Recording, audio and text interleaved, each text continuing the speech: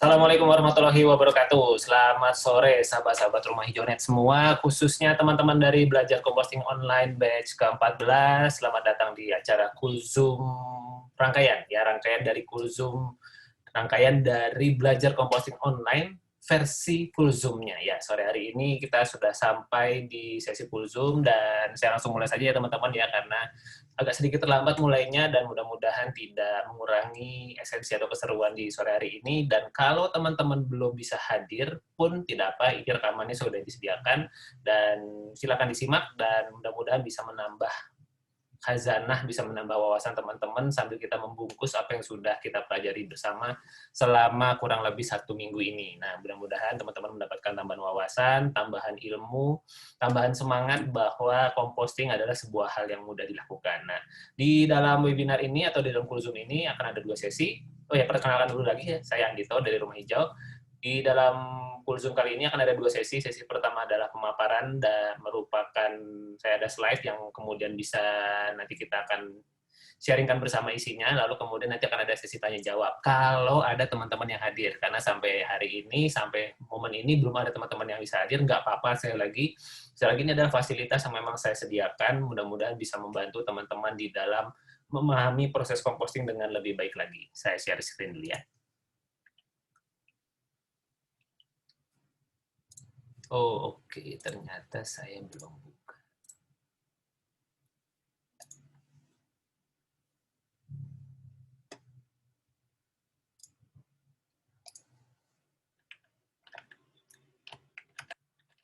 Ya, oke. Mari kita share screen.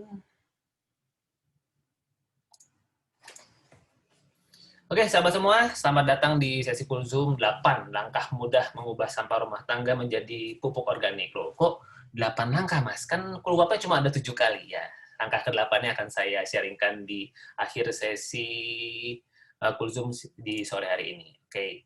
Nah, kembali perkenalkan saya Wahyu Andito dan saya yang menjadi sahabat semua, teman dari sahabat semua di dalam proses composting selama seminggu ini. Saya seorang urban farmer, konsultan dan edukator gaya hidup sehat, ayah dari 2 anak homeschooling, praktisi composting, urban farming, dan digital marketing, domisilinya di Cipinang Muara, Jakarta Timur. Dan bersyukur sejak tahun 2017 sudah membantu lebih dari 100 sahabat memiliki instalasi hidroponik dan komposter di rumahnya masing-masing.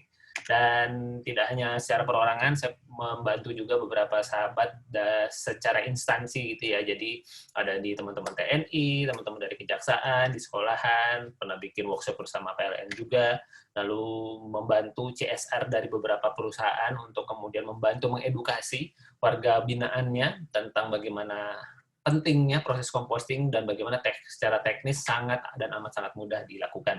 Dan tidak hanya di sekitaran Jabodetabek tempat saya tinggal, tapi juga sampai di luar kota juga, sempat paling jauh sampai di NTT, sempat sampai di Ngawi, dan tidak jauh dari Jakarta sebetulnya di Pandeglang, namun ternyata juga merupakan daerah yang perlu mendapatkan edukasi seputar pentingnya atau adalah alternatif cara membuat katakanlah pertanian walaupun kemudian tidak menggunakan tanah, ya kurang lebih seperti itu. Dan di era pandemi ini ternyata minat terhadap dunia composting, urban farming maupun yang terkait dengan bisnisnya itu juga bertumbuh, dan saya diminta untuk sharing di beberapa tempat, di beberapa kesempatan, dan juga tidak hanya komunitas tapi juga universitas gitu ya. Jadi ya bersyukur bisa menginspirasi teman-teman mahasiswa supaya bisa menjadi generasi-generasi muda yang bukan hanya peduli terhadap hasil, tetapi juga efek samping ya, karena sampah kan adalah sesuatu yang juga saya dihasilkan dalam setiap proses produksi. Nah, gimana nih sikap kita terhadap sampah ini?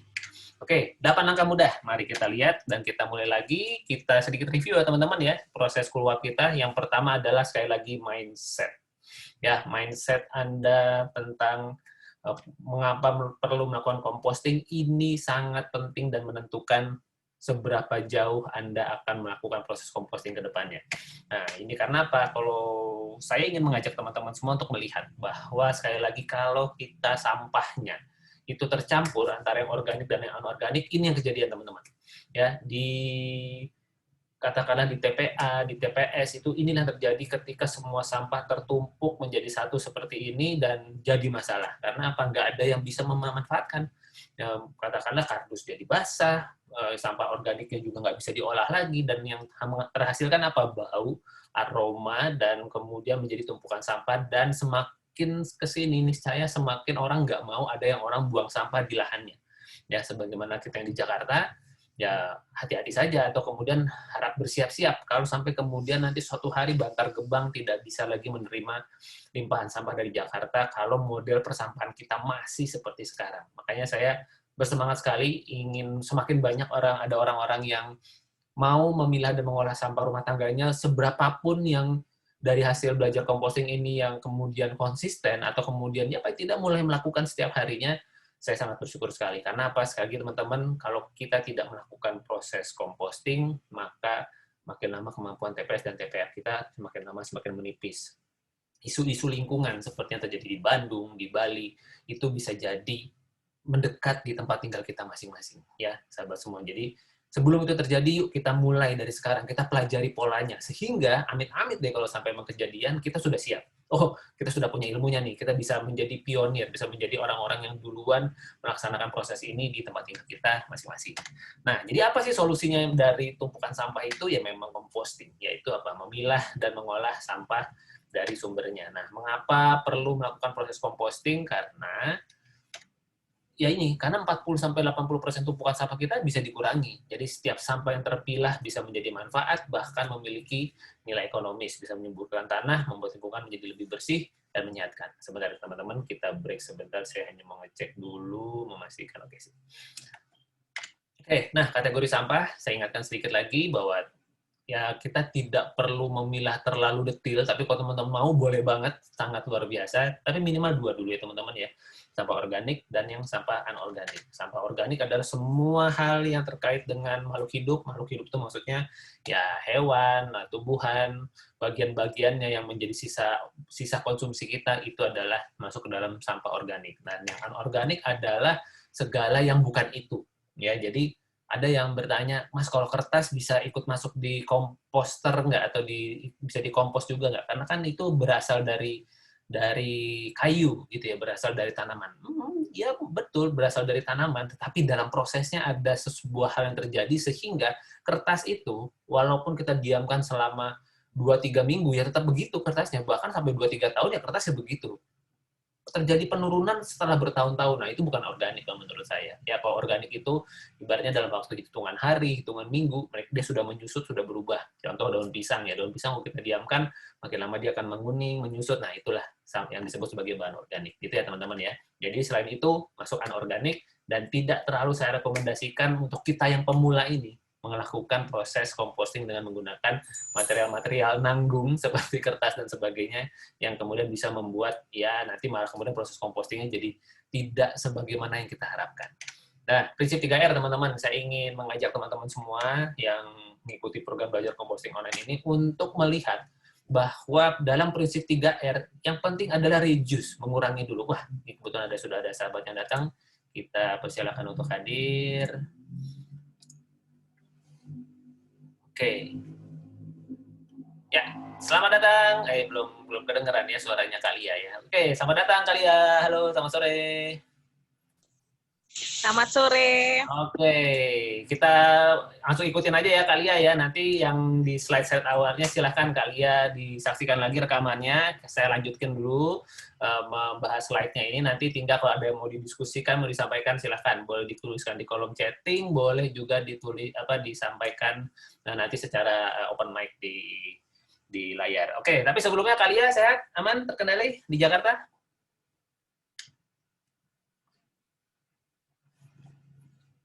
Halo Kalia? Oke, sepertinya sudah langsung menuju ke kegiatannya. Nggak apa-apa ya Kalia, sambil disimak saja apa yang akan disampaikan, mudah-mudahan bermanfaat. Nah, saya lagi sampai di tentang 3R nih, Kak Lia ya. Jadi, di 3R ini saya ingin mengajak teman-teman untuk R yang pertama ini, yang reduce ini ada urutannya sebetulnya. Jadi, kalau bisa nggak dibalik-balik, karena kalau dibalik-balik jadi prioritasnya jadi berbeda. Justru di dalam prinsip 3R, reduce ini menempati posisi paling utama. Ya, kita ngurangin dulu, teman-teman. Gimana caranya kita berpikir, apa ya yang bisa kita kurangi hari ini ya? Katakanlah kalau saya mencoba, dan yang mungkin udah berjalan 7-8 tahun ini, saya mencoba untuk kalau belanja ke pasar itu tidak memakai segala hal yang sekali pakai, sedapat mungkin. Apakah 100%? Enggak juga. Ada juga kadang-kadang ya udah ada plastiknya, atau darurat, sehingga kemudian bisa pakai kantong plastik dan sebagainya, masih dilakukan. Tetapi jumlah yang lebih besarnya, ibaratnya saya boleh bilang 90%-nya itu saya berusaha untuk memakai hal-hal yang bisa saya pakai kembali. Misalnya apa? Saya bikin kantong jaring, saya bikin atau saya menyediakan Tupperware atau wadah-wadah yang berkali pakai, sehingga kemudian untuk belanjaan-belanjaan basah seperti ayam, ikan, udang, tahu, tempe gitu ya. Tahu sih terutama ya, kalau tempe kan masih dibungkus daun pisang. Bahkan nanti kulit martabak ke depannya juga mau saya pakai wadah juga, karena ini adalah area-area atau belanjaan-belanjaan yang biasanya mengkonsumsi plastik cukup banyak. Ya, jarang banget orang beli ayam basah, terus habis dipotong-potong ada darahnya, ada lemaknya, nempel di plastik, terus plastiknya kita pakai lagi. Jarang banget, pasti dibuang plastiknya ya. Nah, ini yang kemudian ingin kita kurangi. Ya, yuk kita kurangi bersama. Jadi kalau untuk wadah-wadah untuk sampah-sampah yang untuk belanjaan-belanjaan, ya belanjaan-belanjaan yang sifatnya basah, coba kita pakai wadah-wadah yang bisa berkali pakai. Baru setelah itu kita pakai ulang lagi, yang bisa kita pakai ulang, baru kemudian kita daur ulang, yang bisa kita daur ulang. Nah, teman-teman, jadi kalau setelah sampah kering, itu diapain ya Mas? Setelahnya kita bisa dimanfaatkan kembali, dan bisa kita serahkan ke bank sampah, di penampungan sampah kering, berikan ke pemulung. Waktu sebelum pandemi, saya cukup rutin itu ya ke bank sampah, tapi kalau sekarang, ini kita bersyukur ada aplikasi-aplikasi yang mendukung gerakan minim sampah. Ya, ini contoh aja, saya salah satunya, saya sudah jadi pelanggannya Siklus selama beberapa bulan ini, sejak aplikasinya ada di timeline saya, dan kemudian saya mencoba, dan asik banget. Dalam artian apa? Karena apa? Saya bisa isi ulang minyak goreng, sabun cuci piring, deterjen, dan sebagainya, sehingga apa? Reuse-nya saya kepake, reuse-nya saya bisa lakukan gitu ya teman-teman. Jadi botol-botol ini ya bisa saya pakai ulang terus gitu. Jadi pakai terus, sudah beberapa bulan ini saya sudah nggak beli lagi minyak goreng yang kemasan, kurang lebih seperti itu. Jadi betul-betul sangat terbantu sekali dengan aplikasi ini. Dan kalau untuk pengumpulan sampah, armada kemasan ini bisa ngambil plastik saset, plastik receh-receh itu selama dia kering dan terpilah dia bisa ambil. Aplikasi Duitin ini bahkan bisa ngambil popok bayi loh teman-teman ya. Popok bayi asal pupnya sudah dibersihkan, dia bisa tampung karena dia punya sebuah sistem untuk mengolah itu juga gitu. Nah, tidak hanya itu, minyak jelantah bisa dijemput juga oleh teman-teman armada kemasan, Duitin dan sebagainya. Jadi semoga semakin banyak nih aplikasi atau startup yang akan mendukung gerakan minim sampah seperti ini. Nah, jadi yuk kita mulai memilah sampah kita, karena semua sudah mulai ada solusinya. Tetapi kalau organik, nah ini yang kita mau pelajari bersama, supaya apa? Supaya kemudian sampah organik itu kita pilah dan kita olah dari rumah. Nah, yang angka keduanya tentu teman-teman mungkin sudah melihatnya di grup ya, yaitu siapkan 2 tempat sampah. Nah, terima kasih nih buat teman-teman yang sudah menyetorkan gambarnya. Secara prinsip sebenarnya seperti ini ya. Jadi kalau bisa tempat buat sampah organik khususnya adalah wadah tertutup yang kemudian bisa dicuci kembali. Kalau kemudian sudah diolah ya sisa bahan organiknya. Nah, yang ketiga, langkah ketiganya kita tentukan. Jadi setelah kita pilah, nah kita mau apain nih sampahnya ya. Nah, silakan teman-teman tentukan.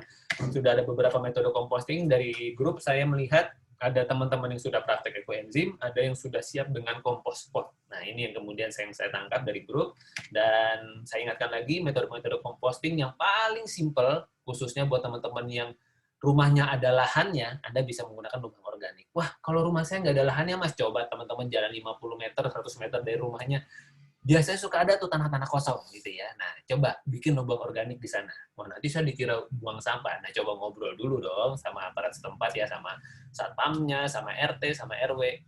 Beritahu tujuan kita atau tujuan teman-teman untuk meletakkan atau menutrisi kembali tanah di sana dengan sisa bahan organik adalah memang untuk mengembalikan sisa bahan organik ke tanah lagi gitu. Jadi bukan buat buang sampah. Nah, jadi pastikan yang masuk ke sana hanya bahan organik, tidak masuk kertas, tidak masuk plastik.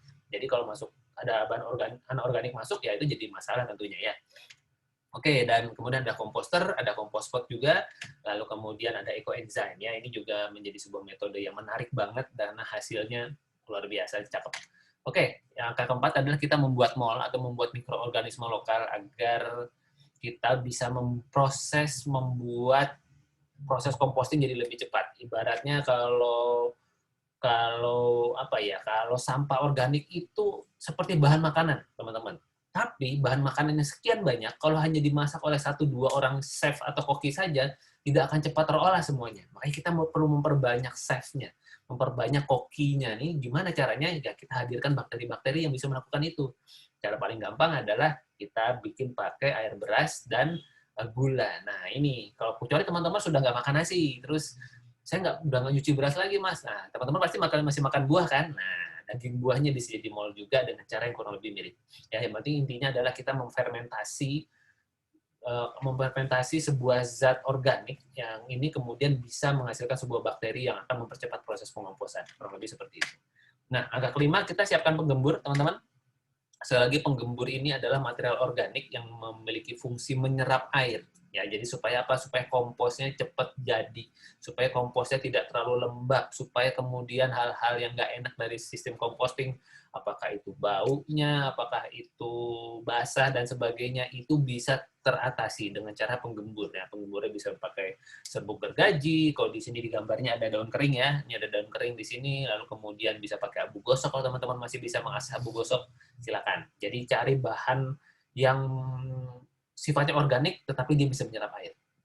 Nah, yang langkah keenam ini kelihatannya sepele, tetapi sangat penting, yaitu apa? Mencacah sampahnya. Jadi, nah, kalau dulu saya juga cukup rajin seperti ini, jadi nyacah sampahnya pakai talenan dan pisau gitu ya. Tapi sekarang saya lebih menggunakan gunting merah hitam saya. Teman-teman bisa lihat di channel YouTube saya di siaran ngompos yang saya lakukan itu saya punya gunting warna merah hitam itu yang kemudian saya pakai untuk kemudian mengurangi ukuran sisa bahan organik. Dan tujuannya apa? Tujuannya supaya lebih cepat terurai. Karena kalau katakanlah di situ mungkin ada apa ya? Mungkin nih di tempatnya Kak Susan nih, kalau saya nggak salah, itu ada yang apa ya? Yang nyerongot-nyerongot tuh apa ya? Ada yang panjang-panjang itu kalau kemudian tidak dikecilkan, dia akan ukurannya tetap seperti itu. Itu yang kemudian perlu dicacah, itu yang kemudian perlu dikecilkan. Apalagi kemudian kepada material-material yang sifatnya keras, misalnya pada daun pisang, daun jati, kulit jagung, bonggol jagung. Nah, itu tuh perlu dicacah dengan ukuran yang jauh lebih kecil supaya kemudian bisa lebih katakanlah bisa lebih cepat terurai gitu ya teman-teman. Dan langkah ketujuhnya oke, saatnya composting dan aplaus dulu buat Kak Susan dari Depok yang sudah menyerahkan prosesnya gitu ya, dan ini hasil akhirnya adalah beliau akan melakukan dalam bentuk kompos pot sebagaimana yang ada di layar. Teman-teman yang lain ditunggu foto-fotonya, kita masih punya waktu sekitar 1 bulan ke depan sebelum grup dibubarkan, sebelum proses belajar kebersamaan kita selama sebulan selesai di program belajar composting online batch ke-14 ini. Nah, saya sedikit cerita teman-teman ya, saya berawal dari composting di tahun 2014, mentor saya datang ke rumah untuk menjawab pertanyaan saya ke kakak saya, sebagaimana saya sudah tuliskan di grup. Saya ingin banget memilah sampah organik dan saya pengen mengolahnya ini gimana caranya. Ternyata kakak saya berteman sama Mbak Widayati, dan kemudian Mbak Widayati datang ke rumah membawakan sebuah komposter lengkap dengan penggembur dan bakteri mikrobanya pada saat itu. Jadi bakterinya itu modelnya bubuk seperti itu, dan ini kemudian menjadi sebuah proses yang mulai saya lakukan dari saat itu sampai hari ya kemarin ya, hari ini pun juga mungkin, atau mungkin besok saya akan mulai ngompos lagi, itu masih saya lakukan sampai hari ini dengan komposter yang sama. Ya, saya melakukan hal yang sama, teman-teman mencacah sampah waktu itu masih pakai talenan dan pisau, lalu kemudian saya pakai bakteri yang berbentuk bubuk itu, lalu kemudian taburkan penggemburnya waktu itu seperti abu gosok gitu ya, abu gosok yang kemudian katanya sih ada campuran abu-abu apa lagi gitu. Nah, tapi kemudian ini juga tidak mudah waktu itu didapatkannya karena harus pesan dan sebagainya. Ternyata pakai serbuk kayu yang lebih mudah saya dapatkan di sekitar saya juga bisa. Nah, lalu kemudian masukkan ke dalam komposter dan ternyata sudah bisa dipanen dalam waktu 10 sampai 14 hari kalau proses pengolahannya tepat. Nah, ini yang hasil komposternya teman-teman. Jadi saya dapat pupuk cairnya dari hasil composting. Lalu kemudian saya bisa panen pupuk padatnya juga karena ada pintu sampingnya, jadi modelnya first in first out. Jadi saya ambil yang bisa saya panen, nanti yang ke atas turun, kemudian nanti bisa diisi sampah lagi. Lalu ekoenzim, nah ini yang kemudian menjadi asik banget dengan perbandingan 1:3:10 ini. Semua kulit buah yang biasa saya konsumsi, maupun kemudian hal-hal yang yang sifatnya kulit di tempat saya, lalu kemudian ditambahkan gula merah dan air sesuai dengan takaran, bisa jadi ekoenzim yang bisa dipakai untuk mencuci pestisida, bisa untuk kemudian membersihkan kompor, untuk ngepel dan sebagainya. Ini adalah material yang sangat menyenangkan ekoenzim. Nah, ini dia langkah ke-8 ya teman-teman. Jadi setelah 7 langkah, ternyata langkah ke-8-nya adalah ulangi lagi proses compostingnya ya teman-teman ya. Jadi dari awal sampai akhir silakan teman-teman diulangi lagi proses compostingnya, dan mudah-mudahan ini bisa menjadi sebuah bekal buat teman-teman semua di dalam kedepannya. Apapun sisa bahan organik yang teman-teman hasilkan, semuanya bisa diolah dengan lancar dan dengan baik. Dan efek samping dari proses composting di tempat saya adalah saya jadi bisa berkebun. Ya, berkebun, saya punya pupuk yang kemudian ya kan saya punya pupuk ya, terus saya apain ya? Nah ini kemudian akhirnya efek samping saya berkebun, saya memanfaatkan lahan yang waktu itu ada di sebelah rumah saya. Ya udah saya nanam sayur, saya nanam tomat segala macam, saya jadi bisa menikmati panen dari kebun saya sendiri. Dan kalau nggak punya lahan ya kita bisa pakai polybag juga, dan ternyata pakai polybag juga tetap bisa menghasilkan dengan lumayan oke banget. Ini selada dan sayur-sayuran saya, nah ini waktunya panen. Kalau waktu di lahan sebelah karena tidak mudah digali, saya pakainya raised bed ya teman-teman ya. Jadi bikin kayak bedengan dulu untuk seperti pot besar, baru kemudian tuangkan media tanam di dalamnya, campurkan dengan pupuk, dan ya udah waktunya panen deh, baik yang di polybag maupun yang katakanlah di raised bed yang saya siapkan waktu itu. Nah, jadi sahabat semua, melakukan composting bukan hanya sekedar untuk mengolah sisa bahan organik kita saja sebetulnya, tetapi kita sedang membantu kelangsungan bumi kita sesuai dengan apa yang bisa kita lakukan. Sampah niscaya adalah sebuah hal yang kita terus hasilkan setiap hari. Nah, bagaimana caranya? Yuk kita sama-sama melakukan proses composting, karena ini terkait betul dengan masa depan bumi kita. Begitu teman-teman semua, silakan. Ini saya lagi media sosial saya. Mungkin ada teman-teman yang belum berteman di Facebook, atau kemudian mungkin belum subscribe di YouTube saya gitu ya, atau mau melihat tulisan-tulisan saya di blog rumahjonet.blogspot.com, silakan mampir saja, dan mudah-mudahan bisa menginspirasi dan bermanfaat. Oke, saatnya pertanyaan, dan saya mengucapkan terima kasih atas kebersamaan teman-teman semua di Belajar Composting Online Batch ke-14 ini. Saya lagi applause dulu buat teman-teman semua yang sudah mau belajar dan mau meluangkan waktunya dan sumber dayanya untuk mengikuti pelatihan ini, karena mudah-mudahan apa-apa yang teman-teman dapatkan, walaupun mungkin sederhana, tidak banyak, mudah dicari di Google kok, mudah-mudahan tapi bisa bermanfaat, karena ada teman seperjalanan ya di grup WhatsApp. Ada saya yang sudah katakanlah sudah menjalani prosesnya selama mau 8 tahun, mungkin ada hal-hal keseharian, hal-hal teknis yang mungkin bisa saya bantu supaya kemudian teman-teman bisa melihat, oh ternyata composting itu mudah, menyenangkan, dan luar biasa manfaatnya. Oke, ini yang ingin saya sampaikan di kesempatan sesi pertama. Dan mari kita masuk ke tanya jawab. Dan rezekinya Kak Lia ini sepertinya kita berdua saja. Silakan Kak Lia, boleh di open mic, ada yang mau ditanyakan atau mau berbagi gimana proses compostingnya selama seminggu ini? Apakah sudah ada hasilnya atau bagaimana kesannya selama pelatihan ini? Silakan Kak Lia. Makasih ya Mas. Yeah. Maaf, dengan apa tadi?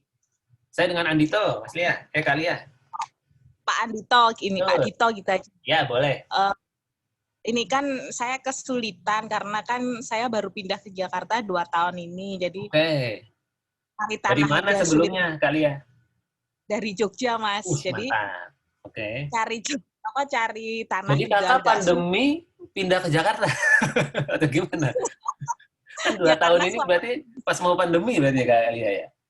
Oh, jadi suami di sini kan nggak boleh ke Jogja waktu itu, ceritanya gitu deh. Jadi akhirnya aku yang ikut suami aja, nggak apa-apa. Terus lah aku kesulitan karena dulu sih sebenarnya aku juga belum ngelakuin, cuman kan hidup di Jogja itu kan di desa ya, gampangannya nanam apapun aja tumbuh gitu kan. Nah, setelah itu kaget saya, aduh kok sulit banget ini, biasa buang-buang biji cabai apapun gitu tumbuh.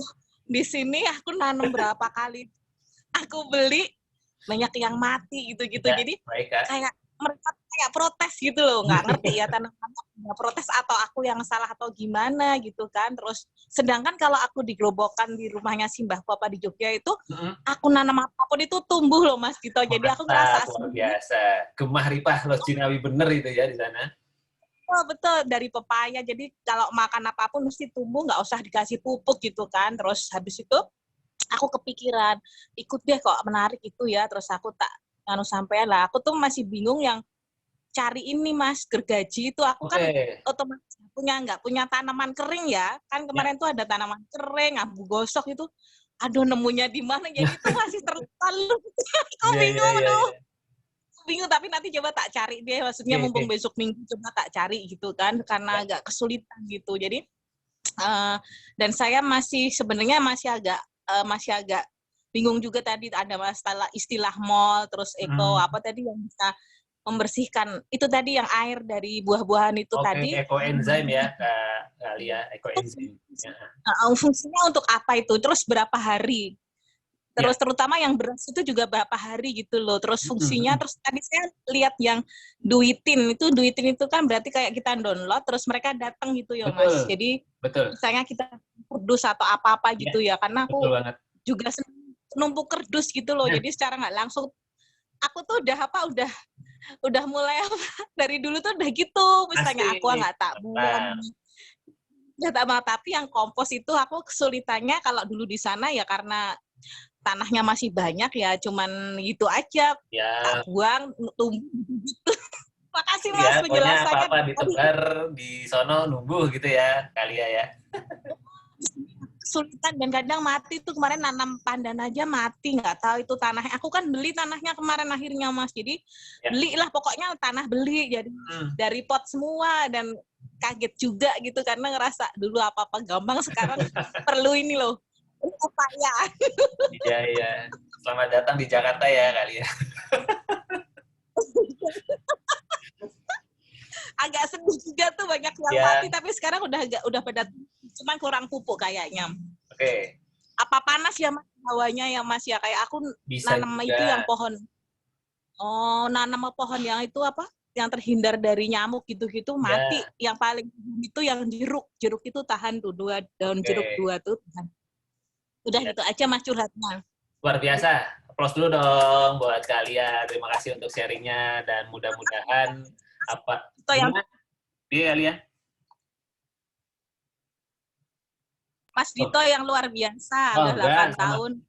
saya justru sangat mengapresiasi teman-teman yang mau belajar ya, karena sekali lagi kan urusan sampah ini, khususnya ngolah bahan organik, composting ini kan sesuatu hal yang tidak populer, yang nggak mudah kita berhadapan dengan hal-hal yang mungkin selama ini kita nggak suka gitu ya di dalam proses katakanlah proses composting ada bau, ada kerepotan, ada belum kalau ada yang teman-teman jijik sama belatung dan sebagainya itu kan hal yang pasti dihadapi dalam proses composting. Hanya saja kan artinya kita sedang mengambil sebuah langkah untuk kita mengambil tanggung jawab untuk sampah kita sendiri khususnya yang organiknya karena begitu sampah organik kita olah sebagaimana yang tadi yang Kalia bilang kardus itu bisa ditumpuk gitu ya. Kita bisa bisa bisa simpan, bisa kemudian nanti diserahkan ke pemulung, ke bank sampah, atau kemudian nanti pakai aplikasi duitin dan sebagainya. Itu hanya bisa dilakukan kalau sampah organiknya nggak kecampur, begitu ya Kak Lia ya. Nah, kita jawab sedikit-sedikit apa yang tadi Kak Lia sudah tanyakan, misalkan mengenai perbedaan suasana itu sudah sangat jelas ya Kak Lia ya. Itulah serunya urban farming kalau menurut saya. Apa yang cocok di tempat kakak belum tentu cocok di tempat saya dan sebaliknya gitu. Jadi memang kita perlu coba dan kalau kakak sudah mencoba pandan nggak tumbuh, terus apa tanaman-tanaman lain nggak tumbuh tidak sebagaimana di Jogja ya begitulah di Jakarta itu memang ada hal-hal yang kita perlu coba dan kayak tadi jeruk cocok ya kak ya udah lanjutin sama jeruk aja kalau gitu. Nah habis itu kak mengapa ada mall? Jadi mall itu kalau kakak nanti akan bisa dalami lagi, nanti akan ada e-booknya kak, nanti bisa di-download, kakak bisa baca-baca lagi atau materi keluarnya bisa kakak baca-baca lagi kurang lebih sama isinya. Itu mall itu saya lagi tujuannya adalah supaya proses pengomposan lebih cepat. Karena kalau tidak pakai mall berdasarkan pengalaman bisa agak lama prosesnya. Kenapa saya tahu begitu? Saya sendiri tidak mengalami, tapi saya melihat teman-teman yang melakukan. Ya, teman-teman yang melakukan proses composting tanpa mall itu bayangkan Kak, bisa sampai 3 bulan loh. 2 sampai 3 bulan sampahnya nggak berubah. Karena apa? Mungkin kalau modelnya ditumpuk aja, ditumpuk dalam dalam ember, tumpuk, nggak ada udara bergerak, nggak dikasih penggembur, nggak ada molnya segala macam. Sampahnya itu masih sampah gitu, masih sampah yang sama.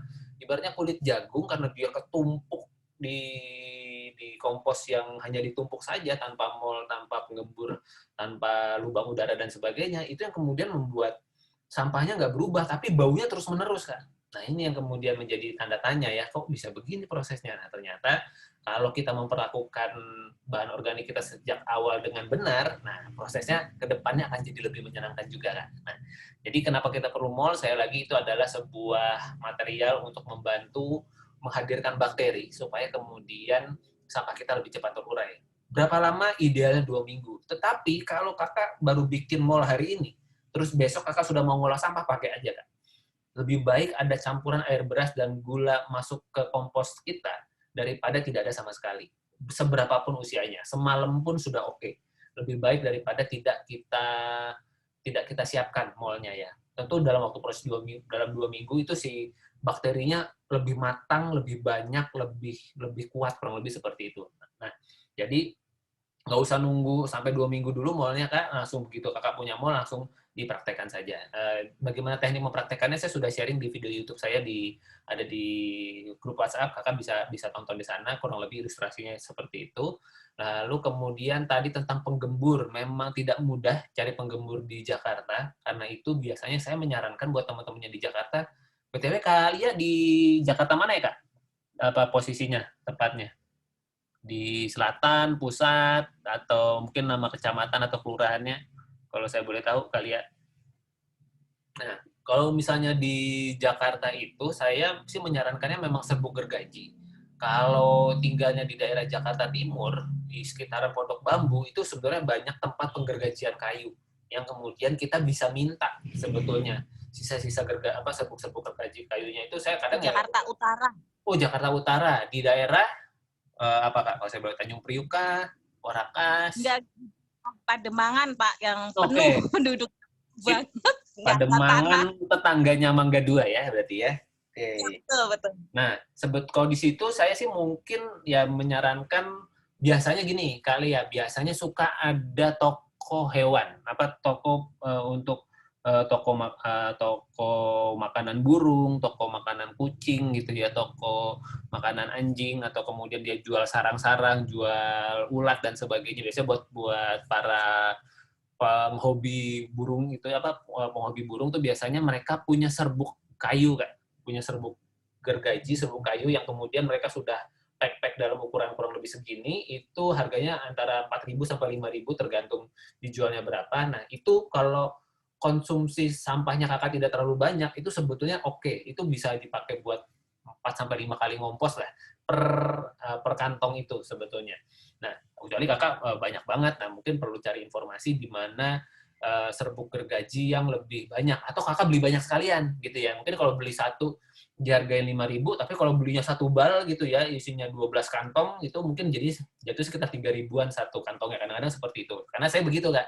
Jadi saya ketemu suppliernya, jadi kalau saya beli satuan di dekat rumah saya itu harganya bisa 5.000, 6.000, tapi di situ saya bisa dapat harga sekitar 35.000 isi 12 kantong. Nah, lumayan kan ya. Agak sedikit harus saya jemput, tapi nggak ada masalah. Karena toh saya juga sesekali aja kan, bisa 2-3 bulan sekali saya kesananya, sekali ngambil langsung 2 kantong. Karena sekalian juga anak saya itu punya hamster, kebutuhannya juga serbuk gergaji, jadi ya udah sekalian aja. Jadi salah satu material yang terdekat saya rasa itu kali ya, abu gosok di Jakarta udah sangat jarang banget. Saya nggak tahu di Pademangan apakah ada yang menyediakan abu gosok. Nah, tapi kalau misalnya nggak ada, pakai serbuk kayu itu aja, Kak. Itu sudah sangat membantu sekali. Nah, jadi tinggal silakan Kak Lia tentukan metode ngomposnya seperti apa. Nah, saya nggak tahu, temennya Jak Digor dekat sini. Oh, oke, sip. Boleh. Nanti, kalau di Jakarta Timur sih di daerah Pondok Bambu, Kak. Saya punya beberapa titik di sana yang saya tahu, ini penyerutan kayu gitu ya. Jadi dia suka mendatangkan kayu-kayu gelondongan, terus kemudian di situ dipotong-potong sama dia gitu. Nah, itu kan ada serbuk-serbuk kayunya. Saya juga suka tanya, ini dikemanain nih serbuk kayunya biasanya? Karena saya kalau datang kan, udah ambil aja Mas gitu. Walaupun kemudian saya kasih uang terima kasih gitu ya, udah boleh ngambil. Tapi kemudian bilang, udah nggak apa-apa ambil aja. Wah, masa karungnya cuma 4, banyakin aja sekalian gitu loh. Emang biasanya buat apa sih? Biasanya suka diambil sama eh, para pengrajin tahu, Kak. Jadi buat bahan bakarnya itu mereka pakai si serbuk-serbuk kayu itu. Nah, ini yang kemudian bisa jadi alternatif buat menggembur kalau kita di Jakarta. Kalau buat beberapa teman mungkin punya banyak pohon di rumahnya, daun keringnya suka berjatuhan, nah itu bisa disimpan, bisa dikarungin, dijaga supaya tidak kena hujan. Nah, begitu dia sudah kalau bahasa Jogjanya tuh krememek gitu ya, kemeremek itu si daunnya kalau diremes itu bisa hancur. Nah, itu sebetulnya sudah bisa dipakai buat menggembur. Tapi kalau daun Anda ketika Anda remas, terus dia balik lagi jadi daun lagi dan nggak hancur, berarti itu belum jadi penggembur ya. Itu masih jadi sampah organik ya, jadi belum jadi penggembur. Dia hanya akan menambah volume sampahnya, tetapi tidak mengurangi kelembapan. Ya, jadi teman-teman kalau pakai daun kering, pastikan daunnya ketika Anda remas itu ambrol gitu ya, kayak ya kepemek ya benar gitu. Nah, kan kalau bahasa Jawa gitu ya kayak kita pakai suara yang terdengar ketika sesuatu jatuh ya, misalnya apa, mak grombyang, wah, apa tuh artinya? Ada panci kesenggol jatuh terus tutupnya kemana-mana, nah itu tuh mak grombyang tuh kurang lebih seperti itu. Nah, oke, kembali lagi ke composting, ke komposter. Jadi Kalia sekali lagi selamat. Sebelumnya saya mengucapkan terima kasih karena kakak sudah memilah ya, sudah memilah dan mudah-mudahan dukungan dari keluarga oke gitu ya, sehingga kemudian kakak tinggal menemukan solusi-solusi dan jawaban-jawaban dari segala tantangan untuk mengompos yang bisa kakak lakukan. Kenapa masih ada grup kita selama sebulan ke depan, supaya kemudian Kalia dan teman-teman semua yang menyaksikan rekaman ini bisa tetap dapat teman untuk sharing, untuk kemudian menyampaikan, Kak, proses ngomposku begini, gimana ya?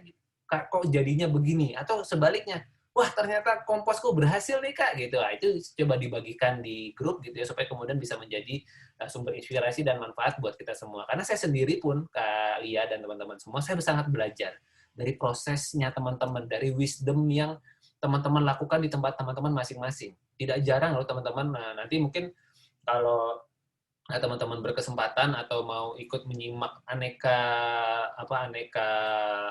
kulzum dari episode-episode sebelumnya, silahkan mendaftar saja di subscribe aja di channel YouTube Rumah Hijau. Itu ada levelnya sahabat Rumah Hijau. Di situ di belajar composting online nih. Di belajar composting online. Sekarang teman-teman kalau mau mendalami seputar kulzumnya teman-teman yang ada di sini, itu saya buka di sana. Siapa tahu teman-teman mau belajar juga dari kebijaksanaan teman-teman. Itu menarik sekali selama 13 batch yang sebelumnya. Saya justru sangat banyak belajar. Dan mudah-mudahan apa yang saya sharingkan di sore hari ini melalui kulzum ini bisa bermanfaat. Teman-teman, sekali lagi saya mengucapkan terima kasih atas semangatnya, dan mudah-mudahan teman-teman juga berkenan untuk berbagi semangatnya di grup maupun di media sosialnya teman-teman masing-masing. Ya, jadi ceritalah bahwa teman-teman melakukan proses composting. Walaupun mungkin belum berhasil, walaupun mungkin masih menemui kendala, tetapi setidaknya itu bisa menjadi inspirasi buat teman-teman di sekitar teman-teman semua. Harapannya ya, teman-teman ya, ini saya bocorin aja di sini ya. Saya tuh punya harapan, semoga semakin banyak orang yang siap untuk melakukan proses composting dari rumah. Karena apa? Karena sehebat-hebatnya sebuah alat untuk melakukan proses, katakanlah composting atau kemudian mengolah sampah di hilirnya ya, kurang lebih seperti itu tidak akan berlangsung mudah kalau tidak teredukasi dari diri kita sendiri. Nah, kalau kita sudah mau bertanggung jawab terhadap sampah organik kita, mudah-mudahan harapannya Indonesia dimanapun tempat kita tinggal itu akan jauh lebih bersih, jauh lebih makmur lagi karena apa, kita peduli terhadap sampah kita. Begitu ya, Kalia. Ada yang mau ditanyakan lagi? Ada yang mau di-sharingkan lagi mungkin, Kalia? Sebelum kita tutup, rezekinya Kalia nih, dapat privat. Monggo kalau ada yang mau Itu disampaikan. Mas, tadi aku lihat ember yang kayak ada pancorannya itu tadi kok keluar air hitam itu apa ya? Maksudnya Oh, oke. aku bingung. Yang itu ya, apa, si komposter gitu ya maksudnya ya, Kalia ya? Iya, tadi kan katanya ada yang hasilnya kering sama berair. Padahal kan kemarin bilangnya kan harus tertutup ya. Ya. Nah, itu kalau tertutup itu kalau pakai kompos pot. Jadi kalau misalnya kita modelnya, misalnya kompos pot di sini, misalnya saya ngambil contohnya teman-teman yang ngambil pakai pot. Nah, saya bisa pakai ember yang ini nih, Kak Lia. Nah, ember yang ini itu memang dia tidak dapat pupuk cairnya. Ya, kalau modelnya kompos pot seperti ini. Jadi nanti si tanahnya itu yang akan menyerap lindinya, dan kemudian setelah kemudian berjalan sekitar 2 atau 3 minggu, silahkan dicek. Biasanya sih sudah oke itunya ya, hasil hasil komposnya biasanya sudah oke dalam waktu 2 sampai 3 minggu ke depan. Jadi Kalau model kompos pot, artinya dia apa? Menggunakan tanah, kompos, tanah. Nah, itu yang kemudian ya udah, berarti kuncinya apa? Kakak perlu punya beberapa banyak pot supaya kemudian nanti si pot yang ini ketika penuh nggak diutuk-utik dulu sampai selama 2 sampai 3 minggu ke depan. Sesekali diaduk boleh untuk dicek, tapi kemudian biarkan dulu sampai kemudian cukup matang. Kalau udah matang, nah udah tinggal bisa dipanen. Dan itu jadi pupuk ya Kak ya, bukan jadi media tanam. Jadi kalau media tanam kan dia bisa langsung ditanami. Saran saya tetap dikasih tambahan media tanam yang lain. Apa boleh tanah, boleh media tanam yang kakak beli di tukang tanaman di sekitar kakak. Jadi dipakainya bersamaan dengan komposisi kurang lebih 1:1 lah. Kurang lebih seperti itu. Begitu sih kali ya. Jadi kalau kompos pot memang harus ditutup, bahkan komposter pun juga harus ditutup. Karena ya kalau kemudian kita nggak tutup, atau kemudian kena hujan gitu ya, itu akan membuat sampah di dalamnya jadi basah. Kalau basah, biasanya proses komposnya jadi lebih panjang, jadi lebih lama. Begitu kurang lebih kali ya.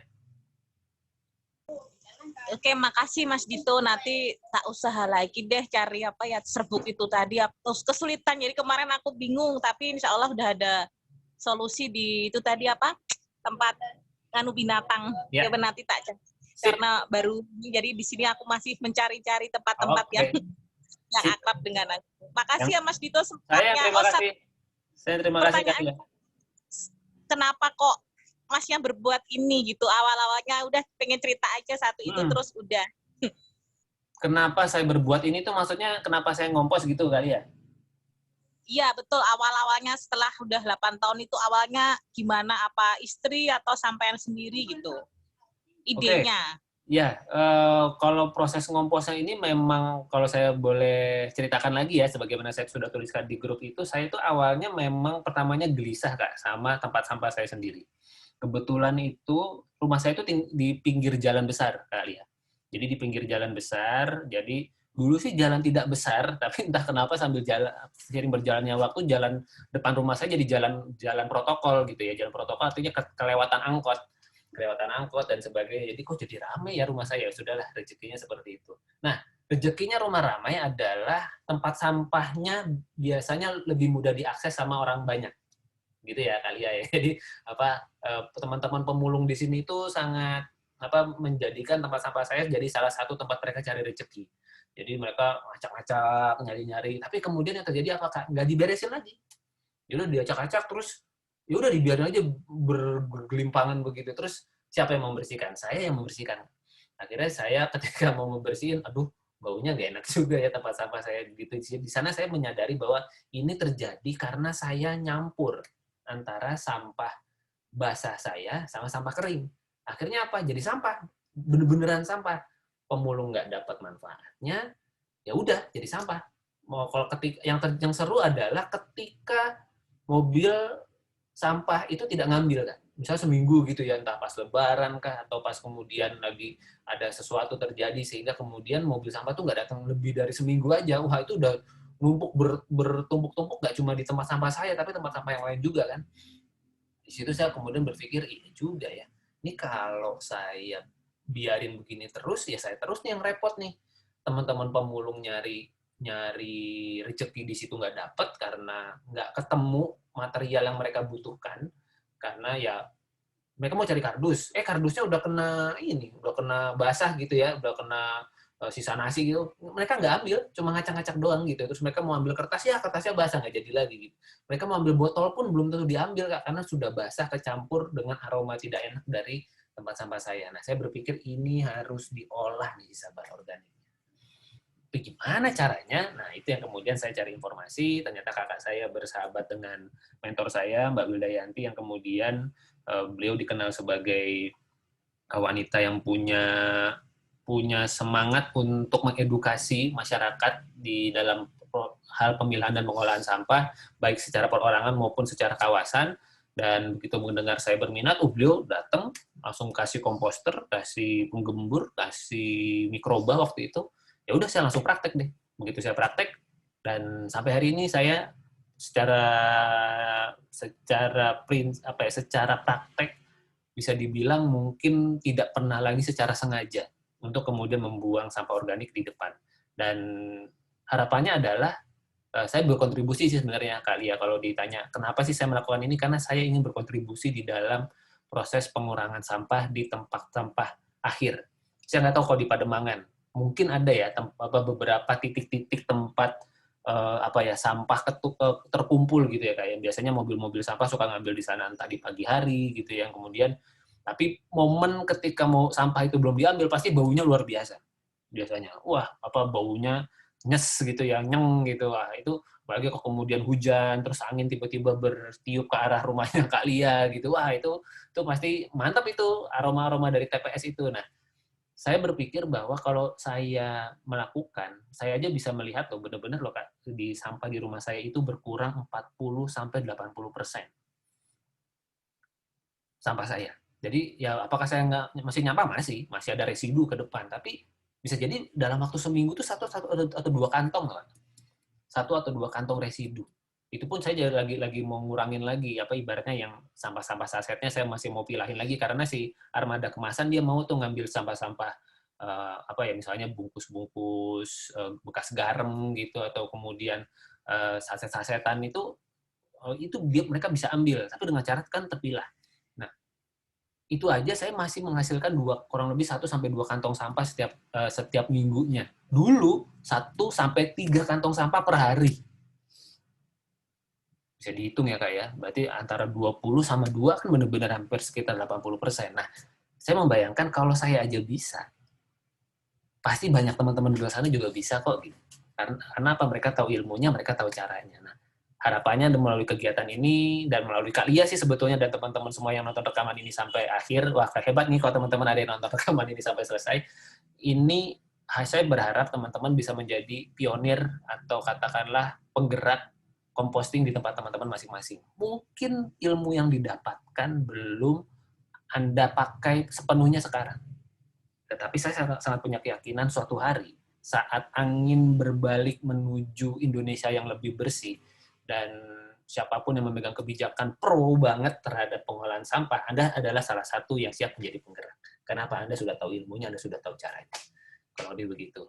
Demikian kali ya. Terima kasih loh atas ngobrol-ngobrolnya. Pokoknya kalau ada yang mau ditanyakan, monggo silakan disampaikan di grup WhatsApp. Iya kalian, monggo. Silakan, ada yang mau disampaikan lagi? Enggak, udah. Terima kasih Mas sebelumnya. Nanti kalau udah aku dapat itu bubuk dan lain-lain, nanti saya infokan di grup. Yes. Matur nuwun semuanya, semangat terus Mas Dito. Terima kasih Kalia atas waktunya, dan teman-teman semua di grup Batch Composting ke-14. Semangat, selamat melanjutkan proses compostingnya. Kita masih punya waktu sekitar 30 hari ke depan. Jadi silakan teman-teman optimalkan kebersamaan kita di grup, dan jaga kesehatan ya teman-teman semua ya. Kalian jaga kesehatan. Jakarta lagi anget-angetnya nih dengan penyebaran om-om genit. Teman-teman saya yang kalau kena bilangnya, aduh, dimampirin sama om-om genit nih katanya. Jaga kesehatan, semoga kemudian kita semua dalam keadaan sehat. Sahabat semua, saya lagi proses composting bukan hanya sekedar untuk mengolah sisa bahan organik kita, tetapi kita menjadi punya kontribusi di dalam menjaga lingkungan kita menjadi lebih bersih dan jauh lebih sehat lagi, sehingga bisa digunakan oleh manusia yang hadir setelah kita. Terima kasih semuanya. Assalamualaikum warahmatullahi wabarakatuh. Sehat-sehat kalian. Terima kasih. Salam buat keluarga. Sama-sama.